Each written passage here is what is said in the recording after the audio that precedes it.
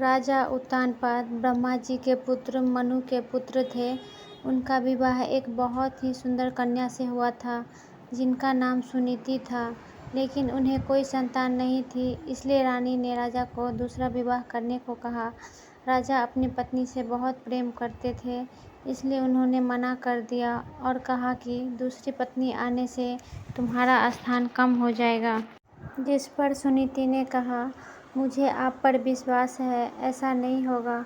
राजा को सुनीति की हठ माननी पड़ी और उन्होंने दूसरा विवाह कर लिया। उनकी दूसरी पत्नी का नाम सुरुचि था। विवाह के बाद जब सुरुचि महल आई, तब सुरुचि ने उत्तानपाद से कहा कि जब तक आपकी पहली पत्नी वन प्रस्थान नहीं करेगी, वो महल में प्रवेश नहीं करेगी। यह सुनकर सुनीति स्वयं ही राजमहल त्याग कर वन में रहने चली गई। कुछ समय बाद राजा शिकार के लिए वन में जाते हैं और घायल हो जाते हैं। यह बात जब सुनीति को पता चलती है तो वो राजा को अपनी कुटिया में लाकर उनका उपचार करती है। राजा कई दिनों तक अपनी पहली पत्नी के साथ रहते हैं। उस दौरान सुनीति गर्भवती हो जाती है और उन्हें पुत्र रत्न की प्राप्ति होती है, जिसका नाम ध्रुव रखा जाता है। कुछ समय बाद राजा उत्तानपाद को ध्रुव के बारे में पता चलता है।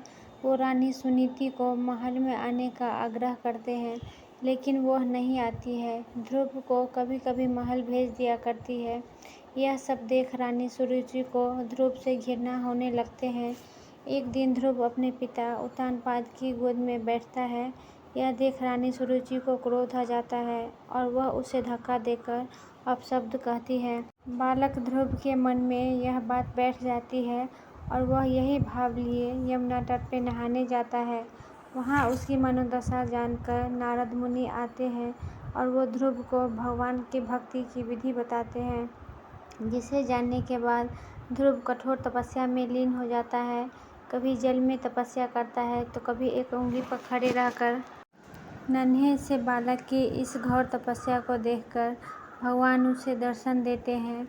बालक ध्रुव कहता है कि मुझे माता पिता की गोद में बैठने नहीं देती।